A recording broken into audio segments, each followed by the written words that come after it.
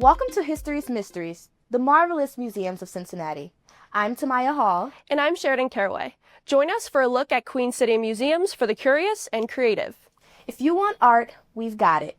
History, we've got that box checked.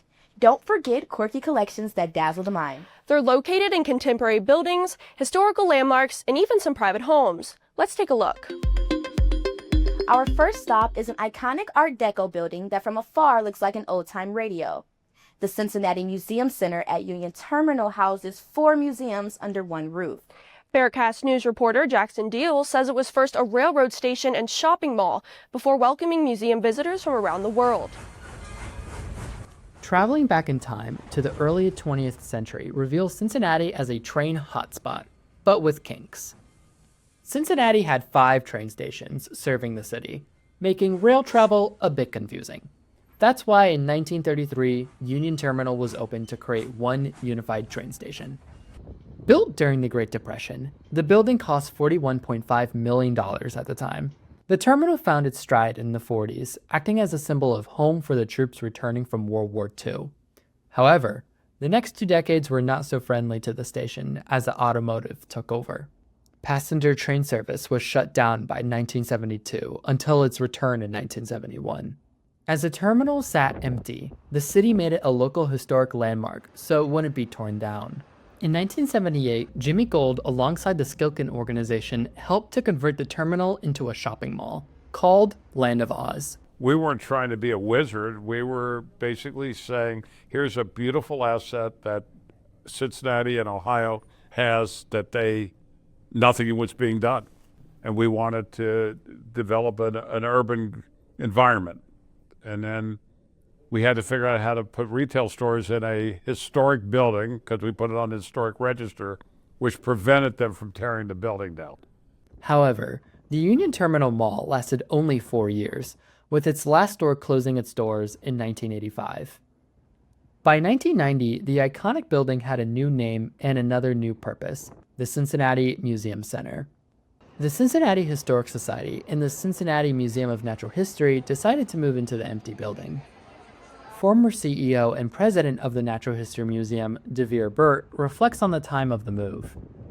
As we hunted, we decided we need some help with that process. So we hired an architectural firm out of Boston, Massachusetts, E. Verner Johnson and Associates. And their principal, Johnson, came to Cincinnati and looked at 75 sites that we suggested. He sent us a report that shouted Union Terminal from every page. And then we showed interest in it, and the city blessed us with the idea. And eventually we sold the city fathers on the concept that it was possible. The Cincinnati Museum Center has remained in the terminal ever since. Now you can currently explore the wonders of the Natural History Museum, the amazement of the Children's Museum, and the rich lore of the Cincinnati History Museum. A recent addition is the Nancy and Davis Wolf Holocaust and Humanity Center. A massive restoration project of this complex was completed in 2018 to ensure future Cincinnatians will be able to enjoy this landmark in the future. This is Jackson Diol of Bearcast News. Thanks, Jackson. The Cincinnati Children's Museum at Union Terminal is one of the most popular for families with little ones. There are 8 specific areas where kids can have fun and learn new things at the same time. Bearcast News reporter Dillion Kondor introduces you to a family that knows the museum inside and out. If 9-year-old Francine Cummings defined the word fun, she'd likely answered the Cincinnati Children's Museum. She tries to get her parents to take her there as often as possible. My favorite part of the Children's Museum is the woods part. What are some of the reasons why that's your favorite part? Some of the reasons are because you can learn sort of how to escape animals. The Children's Museum's focus for the past 25 years has been on hands-on experiences for children up to age 10, but families often visit the 8 themed play areas together. There's a lot of learning going on, but fun as well, with climbing, crawling, and exploring. The museum was formerly located in Longworth Hall, but found its new home after the Ohio River flooded the space in 1997. With the Energy Zone, inside the Grand, Kids Town, Little Sprouts Farm, and the woods, there's plenty of activities for any youngster. Francine's father, Matthew Cummings, knows the place by heart. He's been taking his kids to the museum for over 12 years, and each one has come out a star student. Socially, you know, it's like any other place where you go play. You've got to take turns and interact with people you might not interact with from different backgrounds, and you've got to share. And then academically, they learn, you know, things like, you know, basic science skills, physics concepts. They learn about dental hygiene, things like that. A hands-on classroom, a teacher, a friend, and a babysitter all in one. The Cincinnati Children's Museum is the perfect choice for a family trip. This has been Dylan Kondor for Bearcast News. Now let's take a look downtown, shall we? Art of the last 5 minutes is a good way to describe a museum in the heart of Cincinnati. It's the Contemporary Art Center, focused on new trends in painting, sculpture, photography, and more. Andy Warhol is one of the many famous artists to be featured in an exhibit earlier in their career.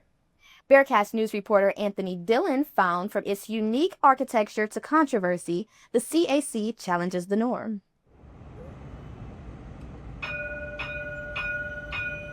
Right in the heart of downtown Cincinnati stands a bold concrete symbol of excellence, designed by Zaha Hadid.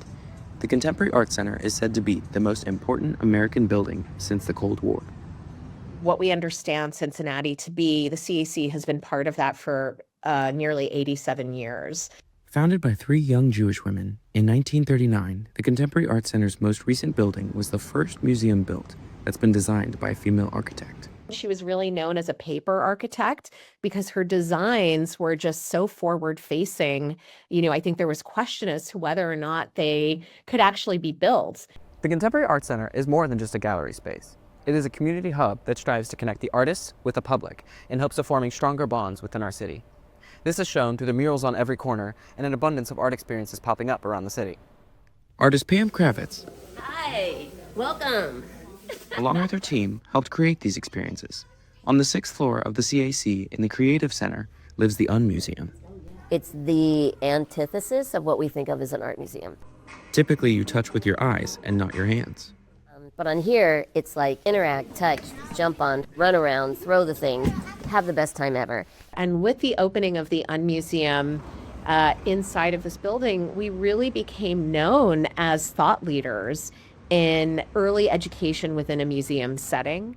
And it's pretty incredible that 3 women at that time period did this. This is definitely a part of my heart, this place. Yep. In a city with a rich artistic heartbeat, the Contemporary Art Center continues to push boundaries and spark creativity. This is Anthony Dillon for Bearcast News. Speaking of art, the Cincinnati Art Museum sits high on a hill, urging visitors to climb the stairs to see its impressive collection. There are over 73,000 objects on display spanning 6,000 years of world art. From American paintings, sculptures, to ancient artifacts, there's something for everyone. Bearcast News reporter Brianna Smith says Parenting Magazine ranks it the top art museum in the country for families. In the 1800s, Cincinnati became one of the most important art and design centers in the Midwest. So, in 1886, the first purposely built museum west of the Allegheny Mountains opened its doors. The location of Eden Park was chosen to escape the industrial pollution of the time. Hundreds of thousands of people have enjoyed the exhibits ever since. University of Cincinnati School of Art professor Marin Agarwal says it's amazing the number of visitors they get. It's been incredible to see just how much foot traffic they get, how many people are so invested in the museum, how many people actually go there and read every label and spend so much time. Visitors can access the museum by the Art Climb. It's an experiential installation connecting the neighborhood below to the art up top. It doesn't sit quite as well as how that kind of flows into. One of the more popular exhibits is the Cincinnati Wing, added to the museum in 2003. It was the first permanent display dedicated to a city's art history in the country. Within the Cincinnati Wing is a collection from Frank Duveneck, a distinguished painter from Covington. His most popular painting is Whistling Boy. Chief Administrative Officer David Lindenberg says another big must-see is Van Gogh. The Van Gogh by far is the most popular, not only among our visitors, but among other museums. It's one of the best Van Goghs there is. In addition to its permanent collection, the museum also offers new and exciting exhibitions. The Cincinnati Art Museum brings many features for the adults and children of Cincinnati, as well as for people from visiting cities.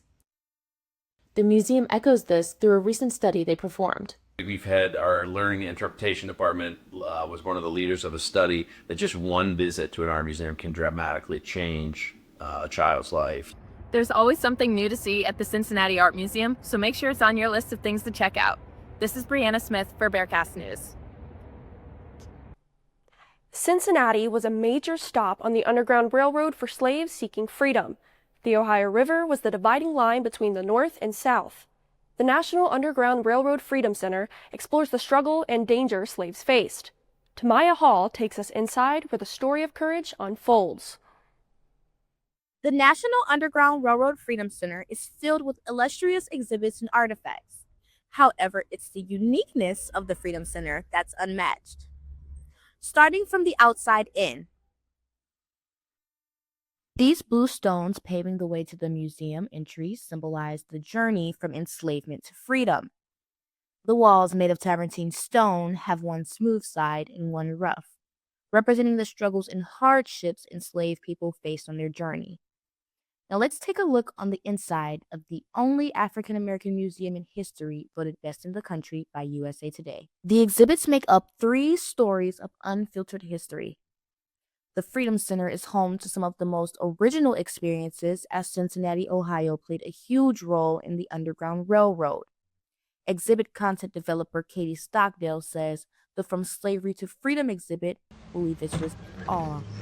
What I hope people take away from the From Slavery to Freedom exhibit is that even when situations are hard or difficult or seem insurmountable, there's always something you as an individual can do to bring about justice and to help others. Stockdale also gave us the inside scoop on a new exhibit. So a new exhibit that's coming up very soon that I'm very excited about is Faith and Injustice, which is an exhibit that I've been working on for the past 2 years about the connection between religion in the U.S. and social justice in the U.S. Another extremely popular exhibit is the Anderson Slave Pen, originally located less than 60 miles from the museum in Mason County, Kentucky. The slave pen long ago belonged to slave trader Captain John W. Anderson. In 2002, the slave pen was relocated to the Freedom Center by the late Carl Westmoreland. Social justice curator Trudy Gaba explains the lives and trauma this structure holds today. We might not know, what happened to them after they were sold, most likely in Natchez, Mississippi. But we do know that they slept in this space. They dreamt, they had dreams. They caught a sunrise, they saw a sunset. And so those are restorative and healing narratives that we have started to bring back into conversation as we talk about this structure today. The National Underground Railroad Freedom Center captivates you from beginning to end. The amount of not only knowledge of the past, but resources for the future is guaranteed to bring visitors a new sense of social awareness. The museum has so much to offer. The exhibits, films, and artifacts will bring feelings of togetherness, but the breakdown of separation. A story that needs to be told. The National Underground Railroad Freedom Center offers an enjoyable and insightful experience for all ages. So who said history can't be fun? To learn more about visiting the Freedom Center, check out www.freedomcenter.org. TaMya Hall with Bearcast News.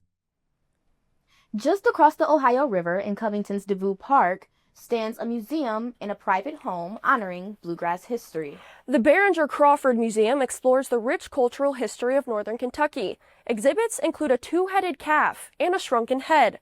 But Bearcast News reporter AnnaLucy Surrey says the main attraction is now sports legends of the 1950s. However you want to do it, Coma, whatever you want to do. This is Newport, Kentucky native Coleman Arthur. He is signing the book he's featured in, called The Northern Kentucky Sports Legends of the 1950s. It was written by local author Charlie Coleman and is the inspiration behind the exhibit of the same name at Covington's Behringer-Crawford Museum.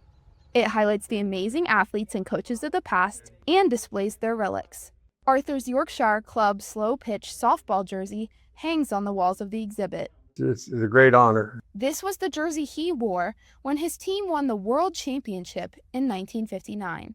Arthur says he still remembers the team's celebration. We sat on a balcony out there in the hotel and we sang My Old Kentucky Home because we was in Cleveland, Ohio. A Big Red Machine jersey from a Reds charity basketball game, a uniform from the film A League of Their Own, and Jim Bunning's bats can also be found in the exhibit.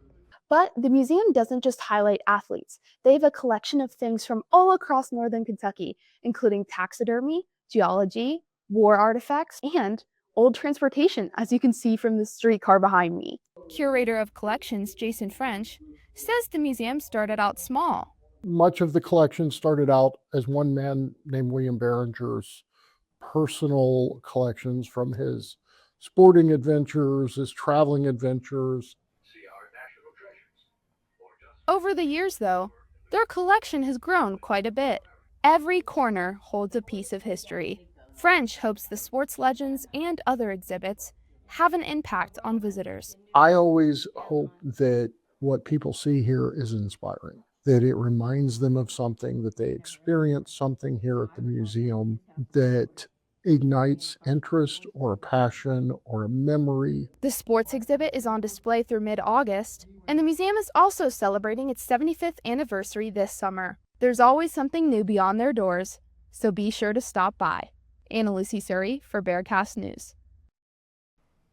Now let's slide into first and talk about our next museum. Cincinnati and baseball go hand in hand, just like mustard and hot dogs. Or cheese and conies. Whatever floats your boat. The Reds have been rounding third and heading for home for more than a century.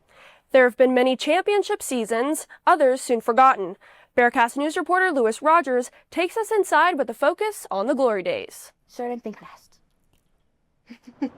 They call it the Cincinnati sports curse. Teams based in the Queen City are known to be riddled with disappointing losses. The Cincinnati Reds are no exception, but wasn't always this way. And at Great American Ballpark, the Reds Hall of Fame and Museum is here to make sure everyone remembers the good times. Do you hear their names? Can you find all their plaques, gear, and jerseys? Pete Rose, Johnny Bench, Joe Morgan, Tony Perez, Dave Concepcion, Ken Griffey, Cesar Geronimo, and George Foster. All around the Reds Hall of Fame Museum is memorabilia from the team they call the Great Eight, or the Big Red Machine. They won back-to-back World Series championships in 1975 and 76, earning the title of arguably the best lineup in baseball history. And in Cincinnati, the history is a long one. The Reds started as the Cincinnati Red Stockings in 1869, making them the first ever professional baseball team. World championship trophies wouldn't be given to winning teams for another century.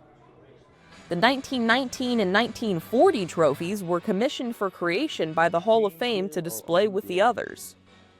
They're part of the many exhibit renovations Executive Director Rick Walls oversaw for the museum in 2019. He says that Reds history is a major part of Cincinnati culture. Cincinnati. It may not be for everybody, but it's a big part of this city. And you look at Cincinnati, you talk about Cincinnati outside the area, they go, oh, the Reds. But a modern-day team as good as the Big Red Machine would cost more than the Cincinnati Reds can afford. Now, the Reds haven't been to a World Series since they last won in 1990. But to fans, the love for this team is still alive. John Ripberger is a lifetime Reds fan who has volunteered with the Hall of Fame Museum for 11 years. He remembers watching the 75 and 76 World Series and has met countless players at the museum.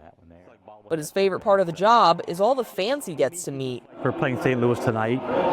I'll meet people from St. Louis. And just from all over you meet. Like, I'll help with tours.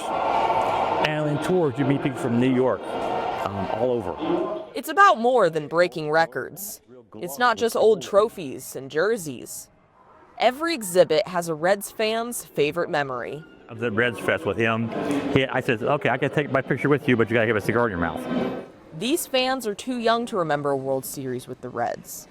These fans, like Ripperger, got to see their favorite memories on the big screen. But it's these figures, these cheers, and these faces that keep baseball as America's favorite pastime. Walls says that the Reds are planning a reunion with the remaining members of the Big Red Machine, which should be coming up later this June. This is Lewis Rogers for Bearcast News. Now, if you want a trip down memory lane, work your way to the American Sign Museum. It's one of the most unique, colorful, and quirky collections you've ever seen. Dedicated to signs that showed American history, it's the largest public museum of its type in the country. Bearcast News reporter Brianna Jones found these vintage and neon signs with their rainbow of colors give a glimpse into yesterday's charm. Signs, signs, and more signs. When you visit the American Sign Museum, that is all you're going to see. There's this McDonald's hamburger sign that is nostalgic to everyone. A Sputnik orb from a California shopping center. How about this nostalgic ice cream sign that will immediately take you back in time? There are over 200 in all, with 3,800 others cataloged. Education and Engagement Director Aaron Holland says they've been collecting from businesses that were well known in Cincinnati across the country. We have signs from all across the country, 38 out of the 50 states represented, and it's over 100 years worth of signs in our collection. Our earliest signs from the 1870s, and we go all the way up to the 1990s. So it's big and it's bright and it's colorful. The museum was created by Todd Swarmstead, who began turning the idea into a reality in 1999. It opened to the public in 2005. The most recent addition to the collection is the Frisch's Mainliner in Fairfax. The iconic chain shut most of its restaurants down over a financial dispute. Many of the signs come to the museum in serious need of repair, especially the neon glass tubing. That's all handled in-house by craftsman Tom Wortman. Making a neon sign is, we start with the design, and we have to draw up a version of that design that looks like neon tubing. And then from that we'll generate a paper pattern, a full-scale pattern, on which we use as a template for bending the neon tubes to the copy or image that the sign will be. If you're looking for a museum that is different and will keep you engaged throughout your entire experience, this is the museum for you. The American Sign Museum is open Thursday through Sunday from 10 a.m. to 4 p.m. This is Brianna Jones with Bearcast News. Well, as we wrap things up, our last museum is full of fur and fun. Did you know that there are about 74 million cats in the United States? Well, cat lovers, you're in luck. The perfect spot is right here in Cincinnati. Sheridan Caraway takes us on a sneak peek inside the Lucky Cat Museum. This dancing cat is a fan favorite at the Lucky Cat Museum. It's hard to focus on just one spot here.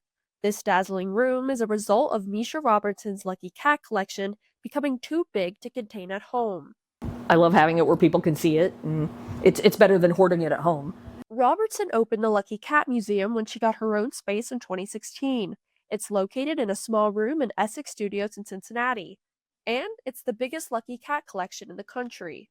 It was just the always being a cat addict and a fan of Asian, especially Japanese culture.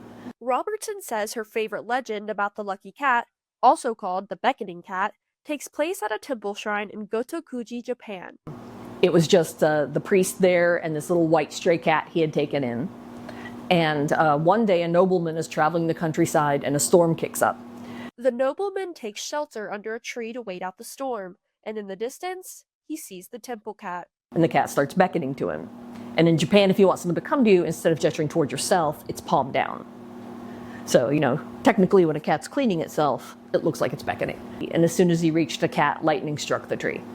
So Cat saved his life. He became the official patron of the temple. Thus, resulting in the name Maneki Neko, or Lucky Cat. Both the man and cat are said to be buried at the temple. A lot of people will buy cats. They sell them in a range of sizes. And most people leave them there and kind of make wishes on them. Wishes for themselves, their businesses, and of course, for their cats. Robertson says her collection started in 2001 when she moved to Ohio. Once she got access to Japanese eBay, her collection grew immensely. And it just snowballed. Although it's called the Lucky Cat Museum, Robertson says it's better described as an artist's collection on display. There's a lot of different personal collection museums in the US. And so we just haven't applied to be like an official museum, like recognized as a museum yet. In terms of her lucky cat addiction, Robertson calls her husband her enabler. He covers the rent for the room. Which is how we were able to stay open through COVID, because the whole thing is out of pocket. She's the only employee at the museum, only coming in when visitors book appointment slots online. When she's not at the museum, you can find her at her day job, a party store downtown called Capples. My day job, the money goes into this and the real cats. Robertson's 2 rowdy boy cats, named Wacko and Yakko, the Animani cats, visit the museum on some Saturdays. One of the most loved pieces in her collection is an antique lucky cat, the size of a grain of rice. I just love that it's so freaking tiny. It kind of, is just like, well, then I feel like a legitimate museum because I've got something super tiny. I don't know why that makes a difference, but it does. People visit the Lucky Cat Museum for many reasons, not just the cat lovers. I had a couple that got married here because they had intended to get married in Japan and COVID hit. Anyone can make an appointment online to visit Robertson's collection. In Cincinnati, Sheridan, Caraway, Bearcast News. Well, Sheridan, the trip's been fun. It has. But that's all the time we have to take on our museum tour, and we've just scratched the surface. There are dozens more museums where you can discover, explore, and learn. I'm Sheridan Caraway. And I'm TaMya Hall. Thanks for watching. Enjoy these marvelous museums.